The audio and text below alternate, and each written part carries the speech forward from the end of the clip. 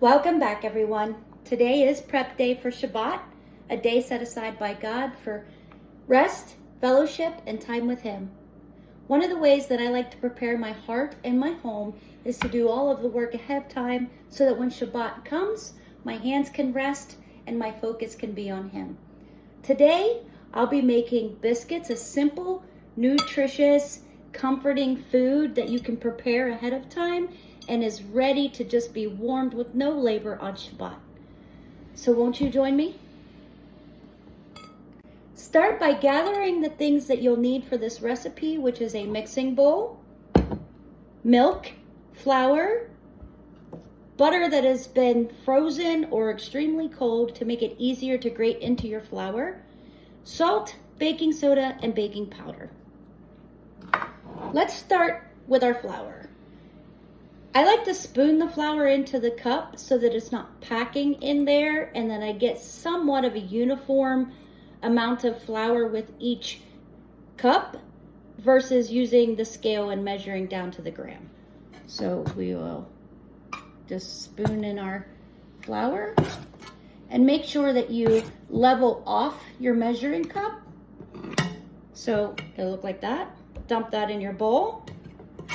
You'll need 2 cups of flour. This recipe is made with 100% fresh milled hard white wheat. You can use any kind of bread flour, all-purpose flour. I wouldn't use self-rising flour as we are putting the leavening agent into the flour. You could use hard red, einkorn, any of those.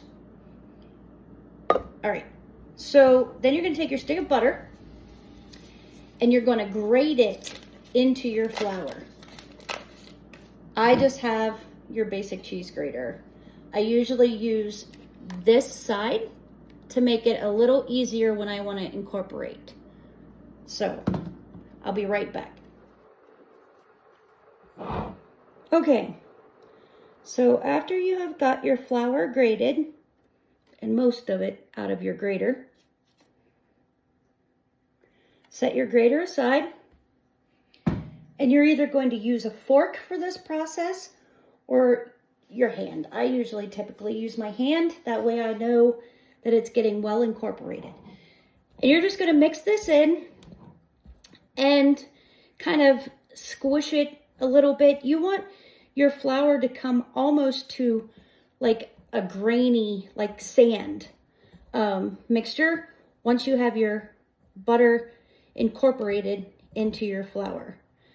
This is also why it is so much easier if the butter has been frozen or is extremely cold. So we'll just mix that up.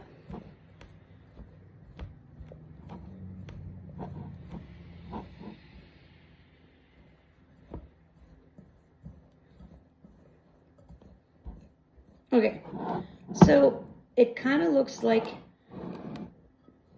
this when you're done. Next, we're going to incorporate our salt, baking soda, and baking powder right into this flour mixture. For baking powder, you want 2 teaspoons.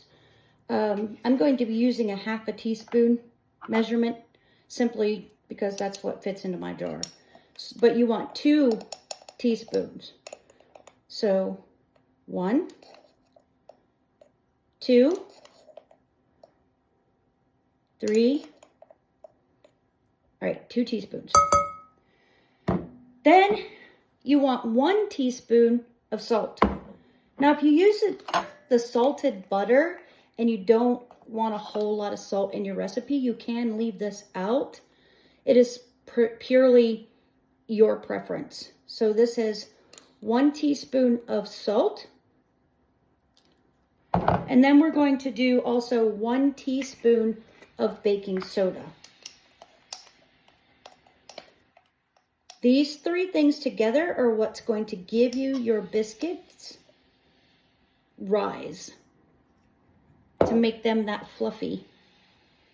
All right, now we're just going to get this well incorporated into your flour. You don't want to have some parts with too much of one and not enough of the other. So mix this until it's well incorporated.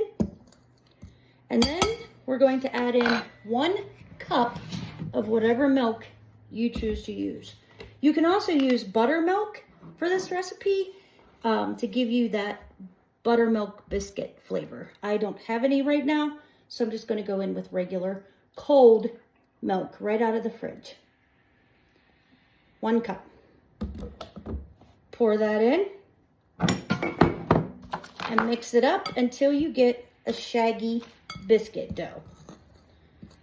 You don't need to mix this a whole lot. In fact, you don't want to overmix this.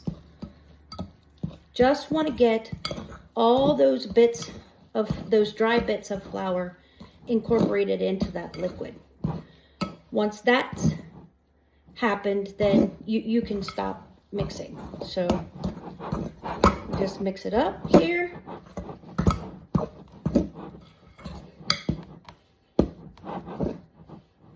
Perfect. So this is what we're going for. That's just a shaggy dough. Okay, we're going to let this rest for about 10 minutes to let that fresh milled flour that I am using absorbs a little bit of that liquid, and we'll come back in about 10 minutes. Okay, so 10 minutes has went by. For this step of the process, you do not need a rolling pin for this because you don't want to work the dough too much. Flattening it out with your hands is perfectly fine. So you may also need to put a little flour down on your surface so that you can work with it and it not stick. Also flour your hands a little bit so that you can get it out of the bowl also. So we're just going to get this out. In fact, I think I'm going to get a spoon so I can scrape, or a spatula rather, so I can scrape this out better. I want as much of that out as possible. I don't like to waste anything. So we're just going to get this dough out on the counter. Again, flour your hands as much as you feel necessary. Flour your dough a little bit. It's not going to hurt it to add that flour. Just until you can get your hands not to stick to it or it to stick to the counter. Now notice I am not kneading the dough. I'm literally just flattening it out to the thickness I want to make the biscuits. This doesn't have to be a perfect shape. You don't have to do really anything. I have a biscuit cutter, but you can use mason jar lids. You can use a glass if you want. And what I like to do is I just like to go in and pull up. Don't twist your dough so much. Usually I can get probably 7-8 biscuits out of this dough. If you want to get more, you can certainly double or maybe even triple the recipe. Right now it's just me, and a lot of times just me and my husband, so there's just 2 of us. So the 7 to 8 biscuits is perfect for us. So right now there's 6 and 7. So 7 biscuits. You want them about 1.5 inches. Your preference on how big you want them to rise. So I would typically tell people to put these on a greased cookie sheet. However, I have a cast iron flat pan that I like to make mine on, which is already pre-seasoned. So I don't need to do anything with it because there is butter in the dough. So I just place them on my cast iron flat pan around in a circle basically. It's okay if they're touching, they will rise. So they look like that. Once my oven goes off and tells me that it is preheated, then I will pop these in the oven for about 15 to 18 minutes until they're golden brown. You want them to be about 190 to 200 degrees internally if you're one of those that likes to temp your dough before pulling it out. I usually just let it rise, let it turn golden, and don't do any more than 18 minutes or you will dry out your biscuit dough. So I'm gonna pop these in the oven and I'll come back and show you what they look like in about 18 minutes. Okay, so it's been 18 minutes. I have pulled them out. I'm gonna bring them over and show you. They are still very hot. So here's what your biscuits will look like. I baked mine a little thinner than I normally do, so they do have some rise, but not a whole lot. What we're gonna do at this point is coat the top of them with a little more butter and then let them rest until they're cool. These aren't like bread. You can eat them hot, but I like to let them cool a little bit because touching them is going to burn your fingers right about now. So we get some butter This doesn't have to be cold butter. This can be your room temperature butter. You're just going to put some on the top of your biscuits to make them a little more buttery. The good thing about when biscuits touch like this is the butter pretty much stays where you want it to instead of running down onto the pan. But as you can see, the butter is melting beautifully onto the top, and it's giving that glossy, more golden look to your biscuits. With fresh milled white wheat, these will be a little more yellow than standard all-purpose or bread dough flour. That is perfectly normal. I promise you there's nothing wrong with your flour or your dough. So here is the biscuit. Beautiful, fluffy, very hot. As you can see the steam, butter flaky biscuits. Enjoy and Shabbat Shalom.